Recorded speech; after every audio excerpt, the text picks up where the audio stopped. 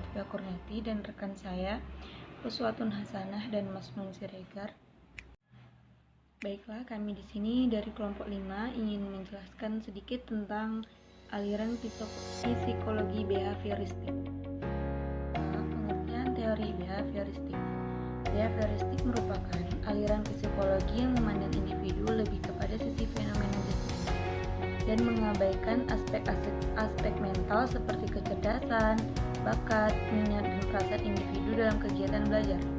Teori belajar dapat dipahami sebagai kumpulan prinsip umum yang paling berhubungan dan merupakan penjelasan atas sejumlah fakta dan penemuan yang berkaitan dengan peristiwa belajar.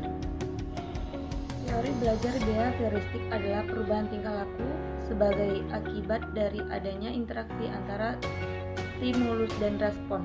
Dengan kata lain, belajar merupakan bentuk perubahan yang dialami siswa dengan hal kemampuan untuk tingkah laku dengan cara yang baru sebagai hasil interaksi antara stimulus dan respon.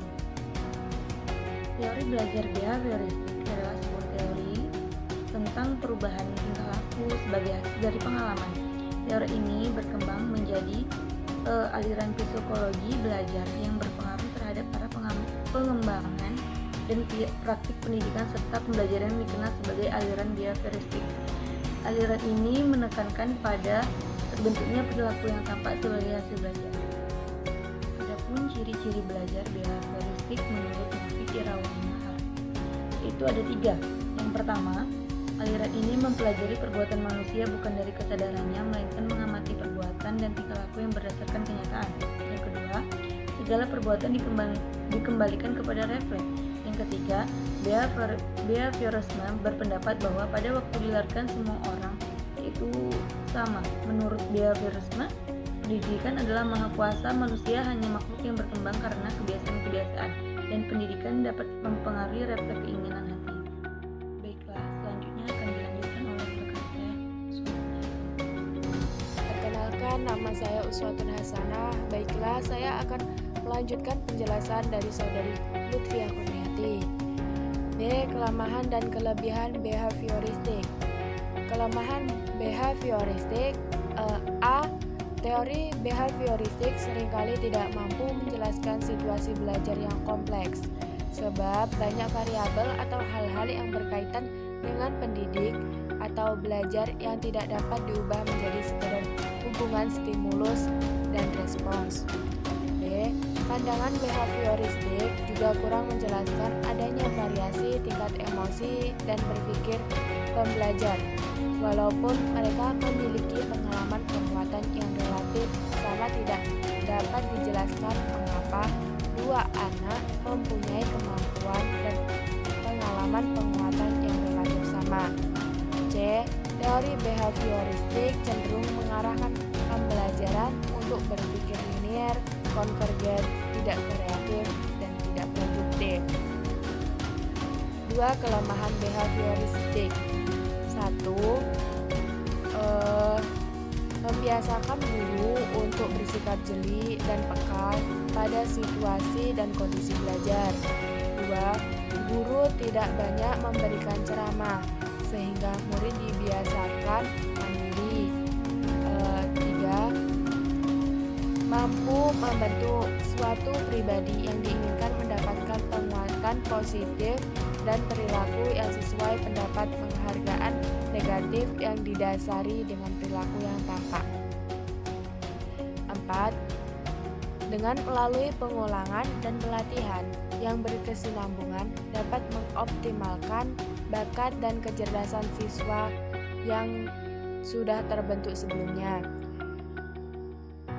5. Bahan pengajaran disusun secara hierarkis dari yang sederhana sampai kompleks dengan tujuan pembelajaran dibagi dalam bagian-bagian kecil yang ditandai dengan mencapai suatu keterampilan tertentu, mampu menghasilkan suatu perilaku konsisten terhadap bidang tertentu.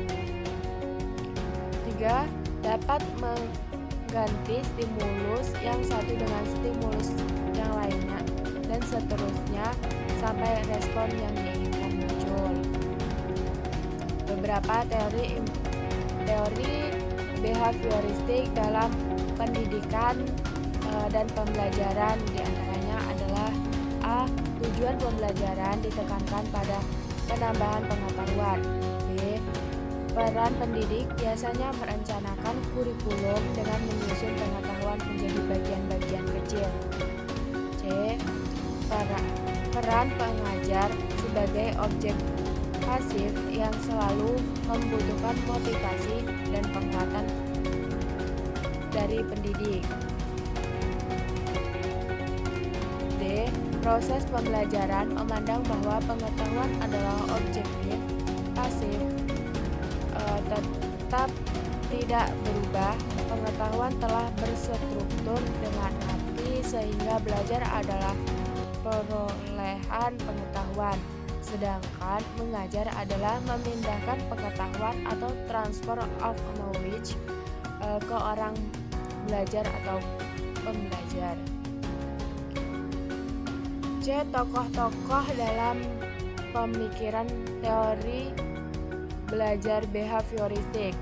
Ada beberapa tokoh dalam pemikiran behavioristik, yaitu 1. Ivan Bartovich Pavlov, 2. George Dick, 3. Waston, 4. Claire Hull, 5. Edwin Gurdjieff, dan yang terakhir Skinner.